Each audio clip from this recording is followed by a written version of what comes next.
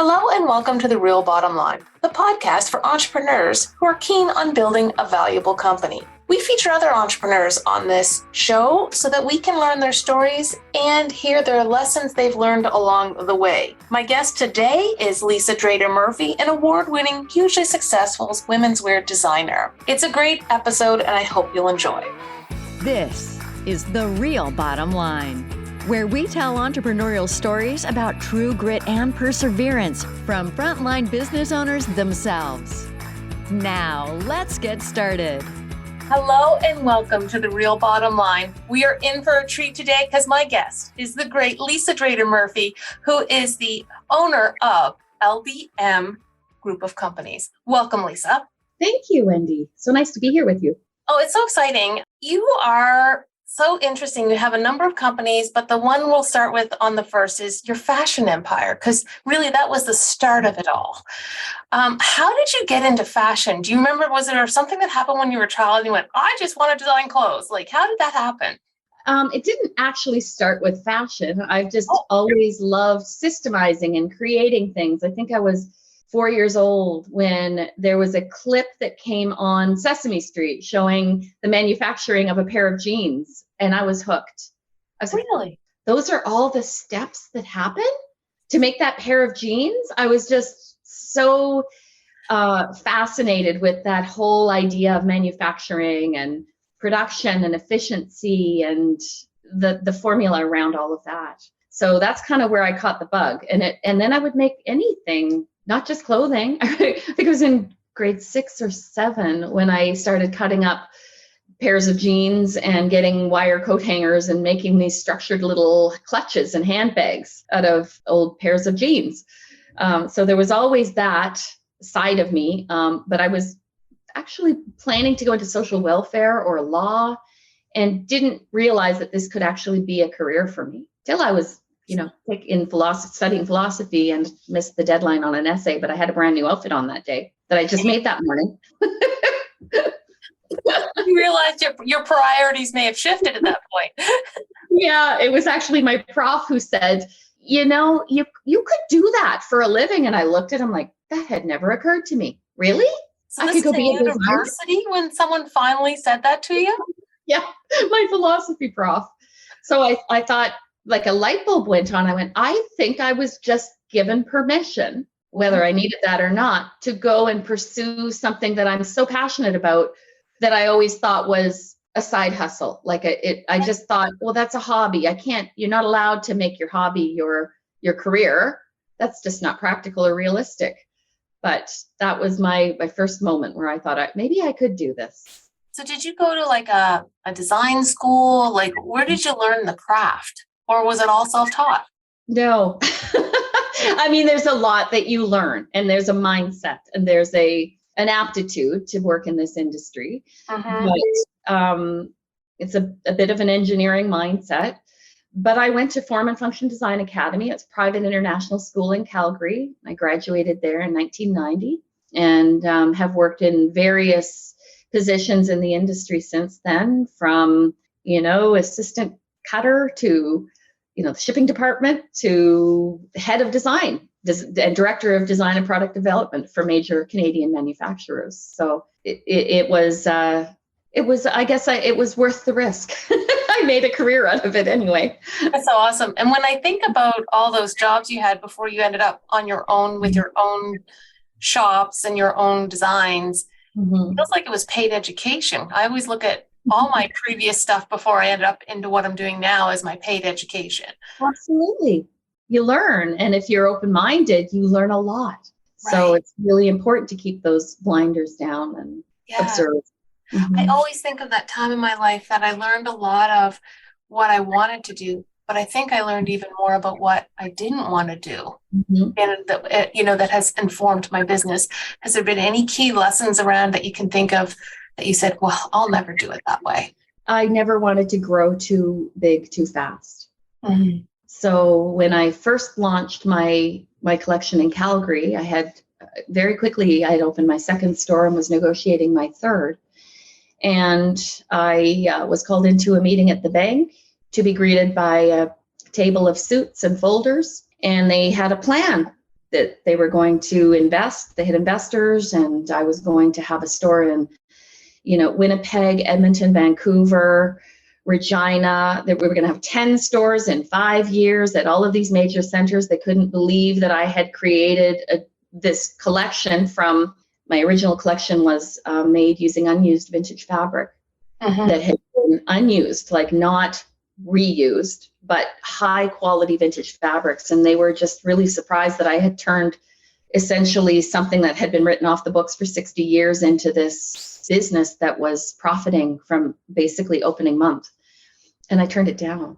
I knew that I just had this gut feeling that I didn't want to give my name away. I didn't want to create a job for myself. That pressure was put on me to meet goals that were set by others, that it could potentially destroy me creatively, because creativity has to be nurtured in a very safe place. And I wasn't willing to sell that out. Because then I think you would have it'd almost be like a typical business where your quarterly results were more important than the big picture.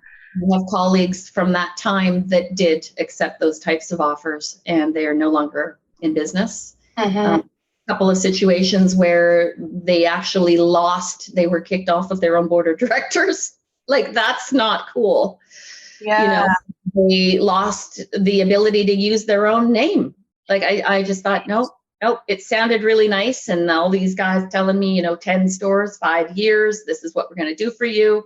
No, I couldn't give away the control. And I'm really glad that I didn't. So I don't know if that answered your question, or if I've kind of that, but yeah, controlling your growth, it's easy to be wooed into that. That must have been a very hard decision to make. Like, did you make it and move on and never regret it? Or did you ever go, oh man, I wonder what it would have been like, sliding doors type thing? I never regretted it. The thing that was difficult was the people around me pushing me to do it. Yes. And saying, you don't understand, this doesn't happen. Like, you can't even get a loan in retail and you've got investors lined up. No, that doesn't even happen. So it was very interesting. But what it did tell me was that they were seeing something in me that I needed to not lose sight of myself. Ooh. And that became my focus. I was like, what is it that they see? And I began to dissect aspects of business that I hadn't had any business knowing about, and learning, teaching myself, and reading and studying and trying to understand the foundation of their goals as compared to what's the foundation of my goals. And mine were different. My foundation's different. I need a lifestyle. The thing that fills my soul is being creative, and that would have taken it away from me. I would have created a job for myself with my name on the building, Yes. No, yeah, doesn't sound exciting to me. No. What I've always admired about the way you've structured your fashion empire, if you will, is that you've designed, and I know that you currently manufacture, and then you have your own retail outlets. Have you always managed all three aspects, or did the manufacturing come in later? Like, how did that all come about? All of it happened at once. So I was head of design for a fairly substantial manufacturer in Calgary at the time when I launched my first turbine collection, which we've since rebranded under my name. Yeah. But I was head of design, and I had actually was on my maternity leave, and I was supposed to be off with my infant daughter, Sarah, who's now 26. And it didn't work out. The replacement didn't quite work out. They called me back 9 days after she was born, and they said, just come back. We'll build a nursery in the design department, and, we'll accommodate you. And we got to get this work done and come back. So I did. And one of the ways that I got her to nap in the afternoon was to walk through the production floor, and the white noise of 300 industrial sewing machines worked pretty quick almost every time. But there was one particular day she wasn't settling down, and I ended up in a warehouse at the back of the production floor, and that's where I found this unused vintage fabric. And that is when the wheels turned, and I guess I wasn't busy enough with a 9-day-old baby and a full-time job and Everything else that I was trying to juggle at the time, I launched the very first sample collection from this fabric that I had discovered in this warehouse. And that's within a week. I was partners with the manufacturing one of the owners of the manufacturing company I worked for, and that's a whole keynote that I give that I just skipped out on and fast forwarded. But yeah, the owners were intrigued with what I had come up with fabric that they'd been looking at, basically had forgotten about for decades. And they did the manufacturing. I did the design, retail, marketing. And within 6 months, I bought my partner out and I had my own producing studio. So amazing. Well, now how many other fashion designers actually manage all of that, or how many? Like in my mind, I'm always thinking most of them are outsourcing that part of the chain, if you will, of the supply chain. Most do. There are some very small producers like home-based producers that might do everything from beginning to end, but they're generally custom designers. They're not like they're doing custom work for their clients. But there's the odd designer that might produce their own small batch run, but I don't know any that own their own stores. Right. So, like that verticality is not that common in North America at all anymore. But that verticality is what actually got us through the last 3 years. No kidding. There were a lot of labels that were traditionally designing and producing in Canada. They would design a collection, source their fabrics 6 months in advance, have it pre-ordered to drop ship at a third-party manufacturer, who had already had their tech packs or specs and patterns and whatnot. And all of that was shut down. So when the pandemic hit, they were either shut down because of physical spacing requirements, or they were pivoting to PPE or other products that were required at the time. So it was devastating for our industry, for anybody who was banking on the traditional production cycle. And, having our own production was everything. It's what kept us going. Yeah. Did the pandemic, I would have assumed it probably changed. Like we've talked in the green room a little bit about you've taken a number of pivots, particularly in the last 3 years. Yeah. What has been the biggest change in what you had planned to do rolling into 2020 versus now that we're halfway through 2023? Oh my gosh, that's a hard one to answer. 2020 was shaping up to be a pretty awesome year. Yeah. It was almost a pinnacle year. Yeah, I had a lot of things planned for 2020. I had finally taken the month of January off. Ooh. It was the first year that I'd ever been able to, take our slowest month of the year and just say, no, everything's taken care of. I'm going to France, which I did. Yeah. For a month. And coming home it's probably good. It was fortuitous that I had that rest, that bit of a break, that time to kind of really nurture my creativity and myself and have some downtime, because I could never have predicted what we were entering by, February, March. Yeah. Home. So it changed a lot. I had a very different plan for the year, and it was a lot of pivoting and a lot of, trying to prioritize and figure out what was going to happen next month, and then making those hard decisions and then having the rug pulled out again. Right. Municipal lockdowns, just all of everything that went on over that first, especially year and a half, was a roller coaster ride. No kidding. I think it was for a lot of people. And those pivots. Yeah.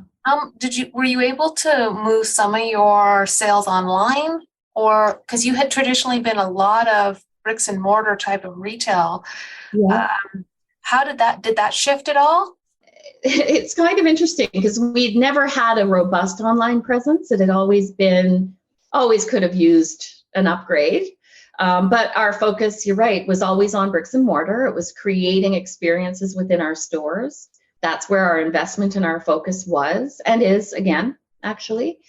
But we had one of my team members in late 2019 had worked on a new website for us, and she'd been designing it, and it was just launched, I believe. I think it was like September or October of 2019 in a smallish way. Yeah. But she had fortuitously laid the groundwork for like the platform for something we could build upon it without much notice. So it was interesting, the timing of, I know, it was like the timing was perfect. Yeah. For that. So we did become pretty robust online, and we obviously designed and produced face masks. Yes. 3-layer, hydrophobic, breathable face masks with a pocket for a polypropylene melt, filter. And we did that before anybody said that's what we should do. And 2 years later, that was the final recommendation on non-medical masks. But we produced 55,000 of them before anyone authenticated it. So we were able to pivot and do that. But, a lot of designers didn't, like, they could do what they could sew themselves in their own, maybe, home-based studio, but the factories had all wiped out fashion, and they were focused on PPE, and we were no different. Right. Mm-hmm. Oh, wow. Okay. So we were talking a little earlier about how we feel like things are kind of coming back to normal, or what normal was. Is there anything you're changing about what you want to do with normal? Like, I know myself, I have some things I don't want to do it this way anymore. I had this opportunity to shift and do business in a different way, and I want to keep it that way. What are some of the things, does that happen to you? Is there anything that you said, nah, that's good, I don't need it back? Well, I think I know what you mean, because many people are resisting going back to the office, including our government workers right now, who that's their main priority of the strike, from what I understand. So people are very reticent to go back to status quo before. From my perspective, I have focused my priority shift in terms of my businesses. So it was quite a shock to have all of these commercial rents that I had to continue paying when I was not permitted to open for business. And I am focused on really being very selective about where I maintain my bricks and mortar, under which landlords. Like, I know most of my business development and growth is focused on our property in Falmouth and the studio there, and the offering of our CCAN fabrics that we've now opened, and the resort suites, and the experience that you can have that's all encompassing out here, because I own this property. What has changed for you in your business model? Yeah. What's no longer acceptable going forward that used to be acceptable? Like you just were talking, part of what we talked about was, during the pandemic, you had these massive checks you were writing for landlords in spaces that you couldn't even actually get into to sell anything. Yeah. And now that you've consolidated and started doing more out of your Falmouth location, because you have your great resort and you have the studio. So is owning the properties you're in going to be something you're going to focus on going forward, or will that change? I think I'll be more, I've always been this way, but I'm going to be especially deliberate about where the investment goes. Like what I'm working on a plan to renovate the studio. Mm-hmm. I've done so many leaseholds in various retail stores, but I've always kind of just let my studio be my studio. I'm like, no, there's a great opportunity here. Why do I not invest in this and really expand this opportunity to welcome people into our business and sell our products and share our experiences? So yeah, where I invest is definitely changing, because you never know. Who would have ever anticipated, exactly, that in 1 week, our particular household, 3 very diverse revenue streams were shut down all in the same week. Yeah. 3 of them, 0 income. Yeah. All in one foul swoop. They aren't even related industries. Right. So you diversified and it didn't help. Exactly. So it's been a very challenging and interesting problem to solve. But I have a plan, and we're working towards that, and it's been it's been working. So That's awesome. I hope it continues to. I hope so too. Your business is making a profit. You're growing, but you may still feel like you don't fully have a grasp on how to make the best use of this success. Don't worry, you're not alone. Hi, I'm Wendy Brookhouse, creator of the Total Wealth Accelerator and host of this podcast. I've developed a quick and easy tool that will give you a detailed snapshot of where you're currently at in your business and wealth growth and how you can improve upon it. It's called your Financial Diagnostic Score.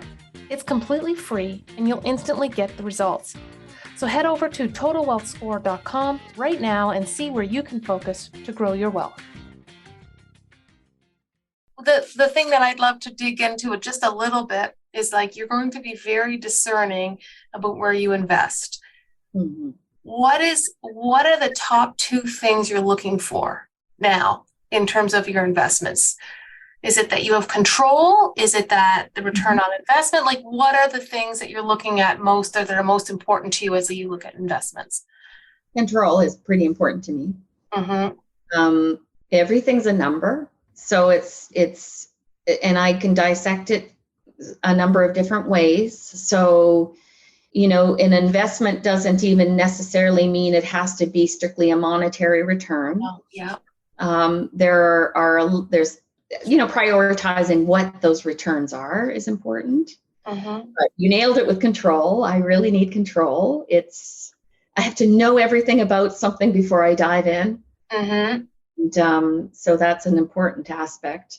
But return, of course, how do we define that? That's where the variables, how do you define return? And that's where the variables come in. So I like the return of investing more into the experience at my Falmouth location and just the convenience of being here and having it all so close. And yeah, I guess I work from home like so many people are not wanting to give up now. As a result of the pandemic and all the pivots and everything else you've had to make in the last few years, has your definition of success personally and business changed? Oh, has my definition changed? That's a really good question. Success is defined by, what we require and desire based on a set of circumstance we currently find ourselves in. So yeah, we're in a different set of circumstances now. So I would say success for me is navigating all of the changes economically, mm-hmm. and in my industries, and coming up with new solutions and new goals based on the changing resources. And we essentially did that during the pandemic because I had started Willow Vale Estate, our boutique resort bookings. I had transitioned our family home 7 years ago, and we were looking at purchasing a small house in France. And this was sort of like our, this is now a business. We're going to work really hard. We're going to live in this business. We're going to establish it. And then we're going to be able to slowly break away and peel back some of that, early retirement time here and there. Not that I'll ever retire, likely. I don't even know if that'll happen, but that focus changed because we were not able to open stores, but staycations exploded. Right. So my focus changed and success became, how do I focus on what's happening right now? This economic climate, this pandemic climate, these restrictions and everything that we're dealing with. And we doubled our bookings at Willow Vale during that time. So that business expanded. And now I'm heading into a season where I think I'm going to have 2 businesses that I'm going to need to be able to keep, to juggle and balance and keep active. So my biggest challenge now, and what I would consider success, would be rebuilding my team with this new set of requirements and a new structure post-pandemic based on what we've learned and what we know we need to focus on and where the opportunities best lie. So that has definitely come more into the spotlight, I guess. So the lens you're of what you're focusing on has changed.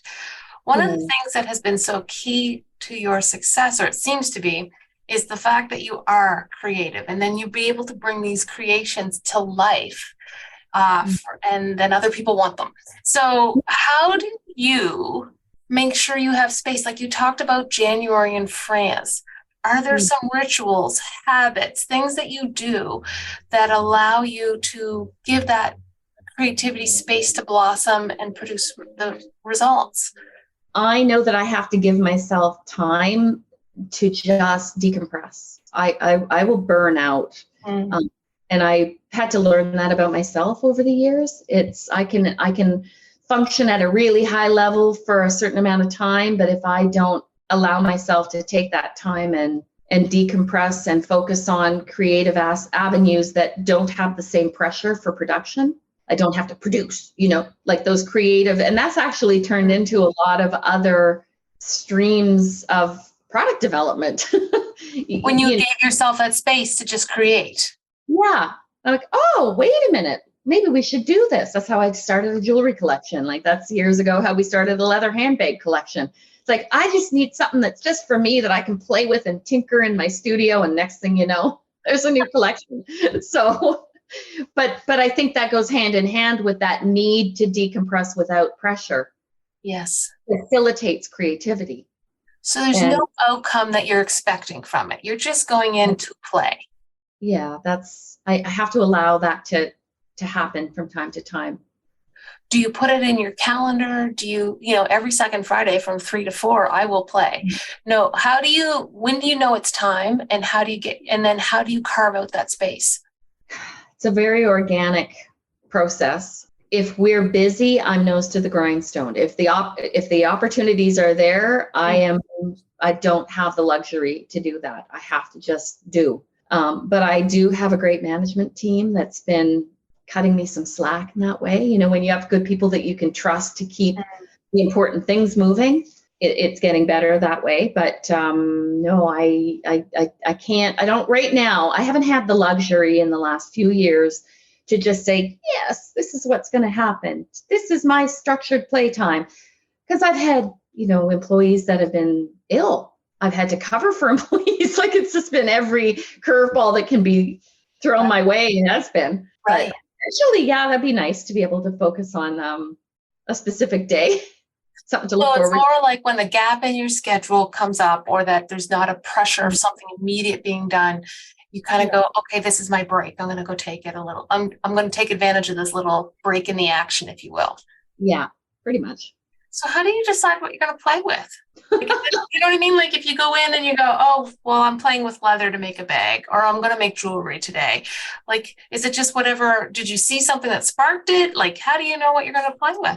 Sometimes it's a matter of, I'll go out there and I'll say, this is a leather hide that's been here for 4 years. Why haven't I not done anything with it? And I'll throw it on my cutting table and I'll crank up some music and I'll pace around and I'll have a phone call and I'll keep looking at it. And then, and then something will twig, right? And I'll just be like, oh, this is what I'll do with it. And I'll start playing. It's when there's no pressure that things really start to come together. Right. It's for designing. Production's a different mindset altogether. Absolutely.